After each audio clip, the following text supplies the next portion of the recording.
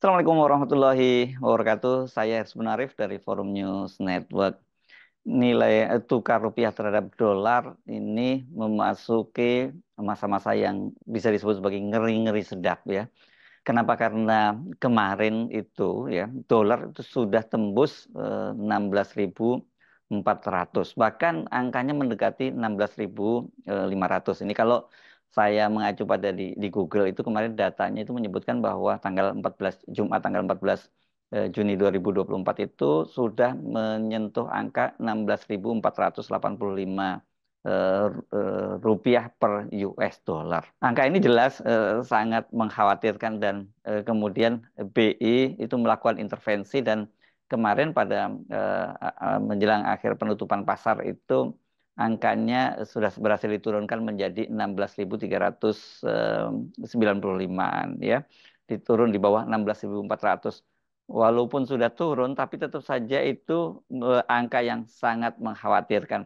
Karena itu saya agak terkejut ketika menyimak pernyataan-pernyataan sejumlah pejabat termasuk Presiden Jokowi dan juga Gubernur Bank Indonesia yang menyatakan ketika dolar itu menembus 16.300 itu katanya itu masih tercatat sebagai nilai rupiah itu dalam situasi yang stabil begitu. Bahkan eh, mereka memuji bahwa seperti katakan oleh Gubernur Bank Indonesia Periwarjo bahwa rupiah itu termasuk yang nilainya yang stabil, ya, termasuk yang terbaik lah di dunia gitu. Ini dan Pak Jokowi juga menyatakan begitu ya bahwa oke itu masih cukup baik lah begitu ya dengan 16.300 itu. Saya jadi bertanya-tanya apakah yang dikatakan oleh Pak Jokowi bahkan kemudian dikutip oleh eh, Gubernur Bank Indonesia Periwarjo bahwa itu langkah BI yang berhasil menstabilisasi nilai rupiah itu sebagai tindakan yang baik begitu dan sekarang situasinya masih stabil itu benar-benar ucapan serius atau sekedar menghibur diri sendiri. Karena apa? Karena kalau saya buka-buka jejak digitalnya, ini nggak terlalu lama ya, sebenarnya nggak perlu kita sebut jejak digital. Pada tanggal 27 Mei lalu, itu ketika dolar menyentuh 16.200, Pak Jokowi menyatakan sudah mulai ketar-ketir. Ya, kata dia gitu. Walaupun menyebut itu fenomena global, saya kira tetap saja tepat kalau pernyataan dari Pak Jokowi itu bahwa itu ketar-ketir begitu ya. Kenapa? Karena saya kira kita tidak bisa menghibur diri dengan seperti yang dikatakan oleh Menteri Menko Perekonomian Airlangga Hartarto yang menyatakan bahwa yaitu fenomena global. Kenapa? Karena sekarang ini kebijakan dari pemerintahan itu ekonominya membuat itu dolar pulang kembali dan kemudian the Fed juga tidak mau menurunkan suku bunga acuannya sehingga dengan begitu dampaknya ya terhadap nilai tukar uang mata uang di seluruh dunia. Oke, dan Indonesia termasuk di dalamnya di situ. Saya kira tapi kalau menyatakan seperti itu kan jelas sangat apa ya tidak tepat lah gitu. Kenapa? Karena meskipun katakanlah nilai tukar rupiah negara-negara lain itu juga tertekan oleh dolar Amerika Serikat, tetapi kan fundamental ekonomi atau kondisi ekonomi negara masing-masing itu sangat berbeda gitu ya. Misalnya katakanlah yen melemah atau bahkan negara euro melemah terhadap Amerika, dampaknya jelas berbeda dengan Indonesia yang melemah terhadap dolar Amerika Serikat. Apalagi kalau kita menjadikan asumsi di APBN sebagai patokan. Pada waktu APBN 2024 ini kan sebenarnya dipatok pada angka 15.000 ya per dolarnya itu.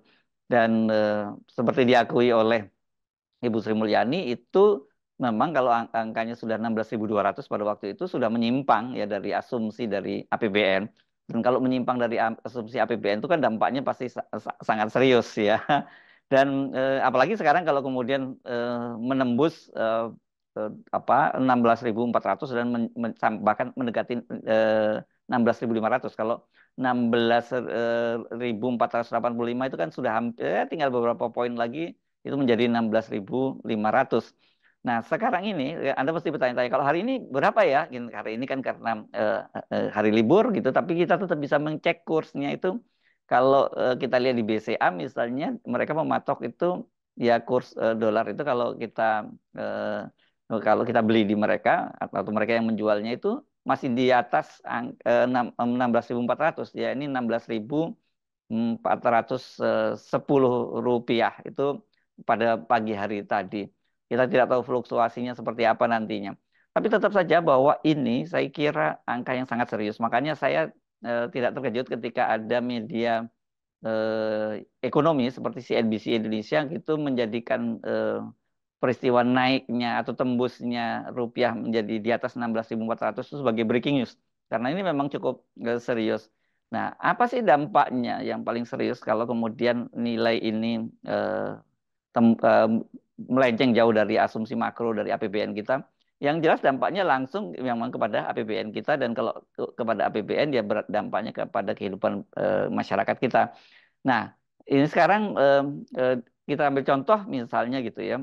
Kalau kemudian pada tahun ini, pada tahun depan maksud saya Pak, kemudian seperti katakanlah Ibu Sri Mulyani, utang jatuh tempo itu 800 triliun, ya itu kan asumsinya kalau itu 800 triliun itu ketika dengan asumsi dolar masih 15.000 ya kalau dipatok seperti itu. Kalau tahun 2024 itu asumsi APBN itu terhadap dolar itu dipatok 15.400. Tapi masih tetap angkanya jauh ya. Kalau 15.400 ke 16.400 itu ada selisih 1.000 rupiah.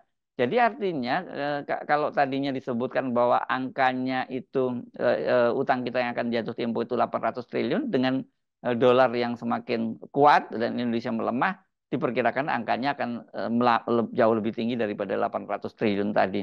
Nah, apakah kemudian APBN kita bisa mengcovernya? Karena tentu saja APBN itu dihitung berdasarkan nilai nilai rupiah ya. Jadi asumsinya ketika nilai tukarnya melemah ya pasti yang nilai rupiah, jumlah rupiahnya itu akan makin meningkat tajam. Nah, belum lagi ini persoalan-persoalan bagaimanapun juga negara kita ini banyak sekali melakukan impor-impor, itu mulai dari bahan bakar BBM termasuk juga kebutuhan pokok. Nah, ini Anda jangan protes, memang kebutuhan pokok bisa ngimpor. Loh, semua sekarang itu semua diimpor.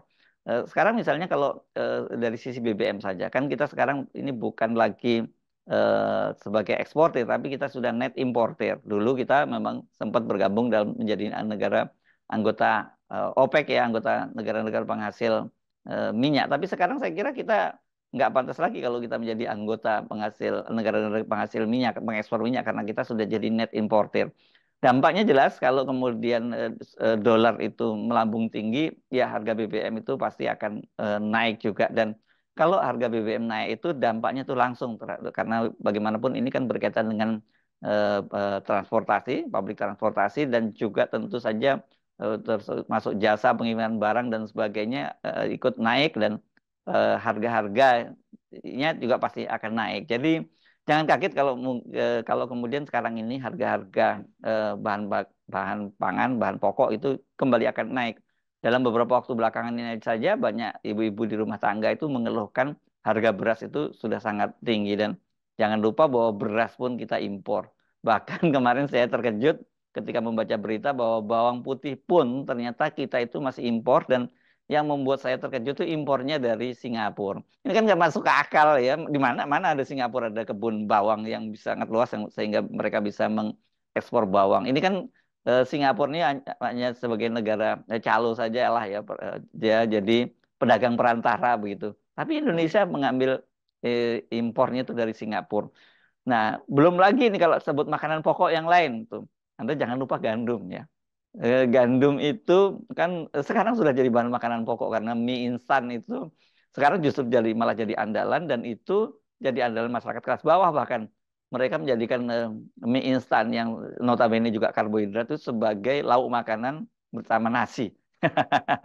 Jadi sebenarnya nasi bersama nasi ini ya. Oh sorry, karbohidrat ketemu karbohidrat. Tapi di Indonesia orang menjadikan mie instan itu sekarang sebagai lauk pauk yang murah gitu.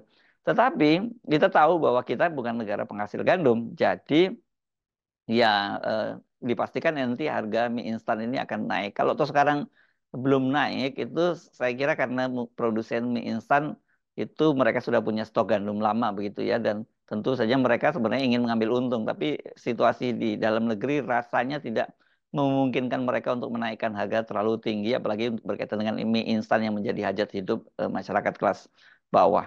Jadi jangan dianggap main-main bahwa kemudian menyatakan bahwa oh ini masih aman, masih aman. Saya kira kita lebih percaya dengan pernyataan Pak Jokowi sebelumnya yang tanggal 27 Mei itu yang menyatakan bahwa eh, ketika dolar menyentuh 16.200 itu Pak Jokowi menyatakan ketar-ketir gitu ya.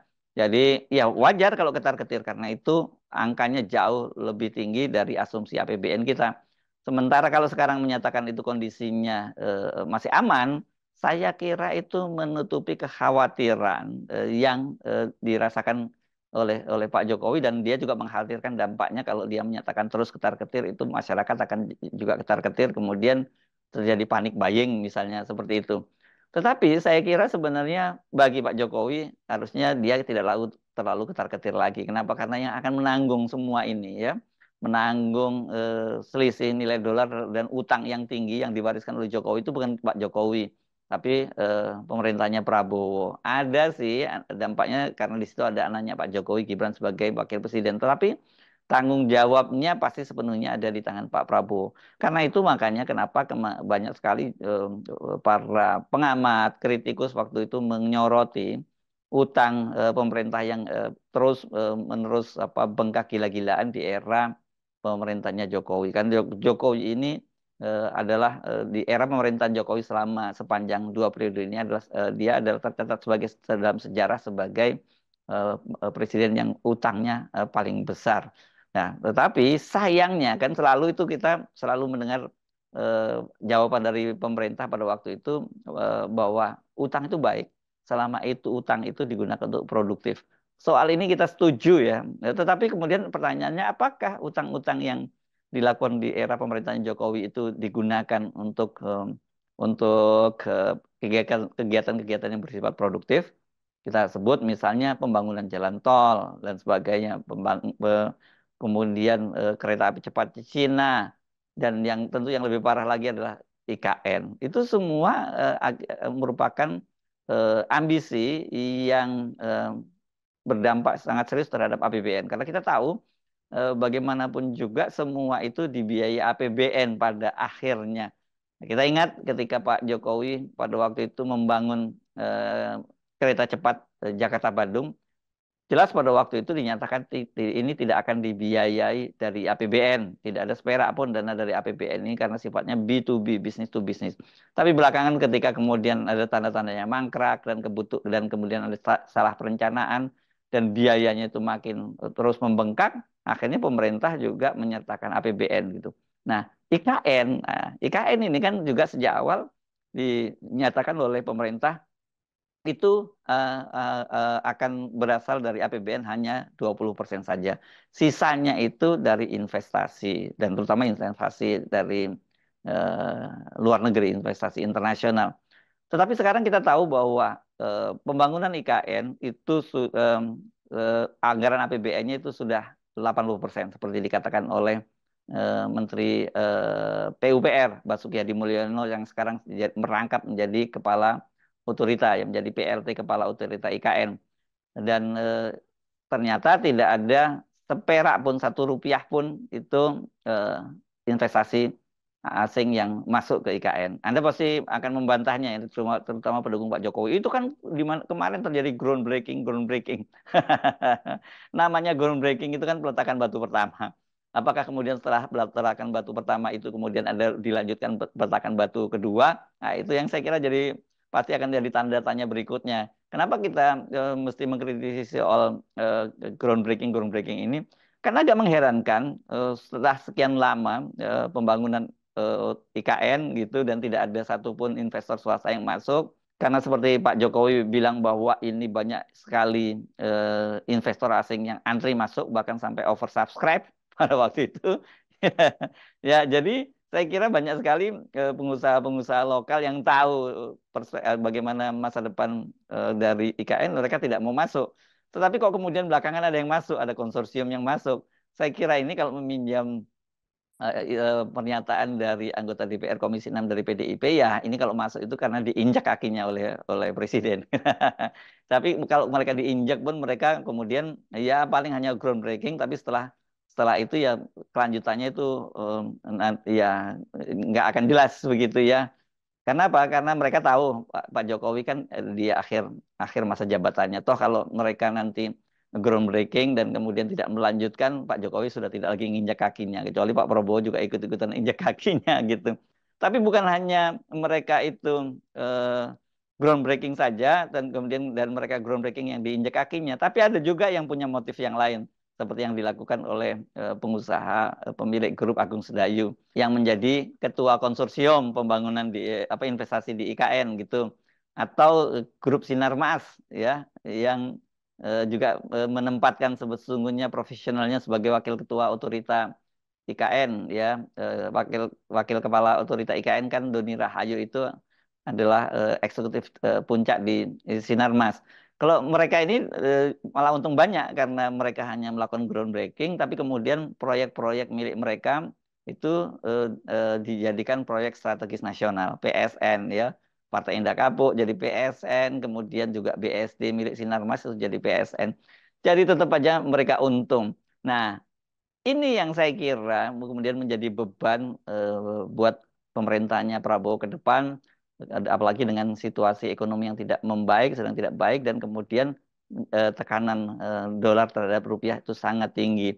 Ini yang saya kira membuat Pak Jokowi kemarin secara jujur mengaku ketar-ketir gitu. Tapi kalau sekarang dia menyatakan bahwa semuanya masih bisa dikendalikan, masih bisa stabil, aman, saya kira ini hanya sekedar menghibur diri saja ya. Nah, bagaimana dengan kita yang menyikapi rakyat banyak ini yang akan langsung terdampak terhadap kenaikan atau melemahnya rupiah terhadap dolar. Yang paling penting sekarang mulai hitung-hitung lagi ya. Penghasilan kita berapa, pengeluaran kita berapa, mulai dikesampingkan itu kebutuhan-kebutuhan mana yang berupa kebutuhan dan mana yang berupa keinginan. Saya kira nih sekarang ini kalau keinginan itu terlalu mewah buat kita. Yang paling penting adalah bagaimana kebutuhan-kebutuhan kita tercukupi. Tapi Anda akan yang akan protes itu kan kalau orang yang masih ada yang diatur-atur. Bagaimana dengan orang yang bertahan dari hari ke hari memang hidupnya seperti itu, yang tidak bisa diatur lagi, yang semua harus dilakukan. Ya, itu yang saya kira jadi persoalan, dan itu saya kira fenomena bahwa masyarakat kecil kita itu tidak punya kemewahan untuk mengatur-atur kebutuhan karena kebutuhan mereka itu sudah nggak bisa diutak-atik lagi karena itu yang disebut sebagai basic basic need, yakni makan dan minum sehari-hari. Jadi mereka tidak punya kemewahan dan tidak punya daftar keinginan, yang ada adalah daftar kebutuhan semua. Ini yang saya kira menjadi problem serius dari eh, kita bangsa Indonesia ini akibat pemerintahan Jokowi yang melakukan pembangunan secara ugal-ugalan gitu. Jadi jangan kaget kalau kita nanti awal pekan itu kita mendapati bahwa rupiah itu terus melemah terhadap dolar. Sementara saya kira kalau kemudian Bank Indonesia harus terus-menerus melakukan intervensi, ya cadangan dari Bank Indonesia itu sendiri pasti juga ada batasnya. Jadi tidak mungkin kalau kemudian rupiah itu terus melemah terhadap dolar dan Bank Indonesia diharapkan terus-menerus melakukan intervensi. Saya Arsunarif dari Forum News Network. Sampai jumpa lagi. Wassalamualaikum warahmatullahi wabarakatuh.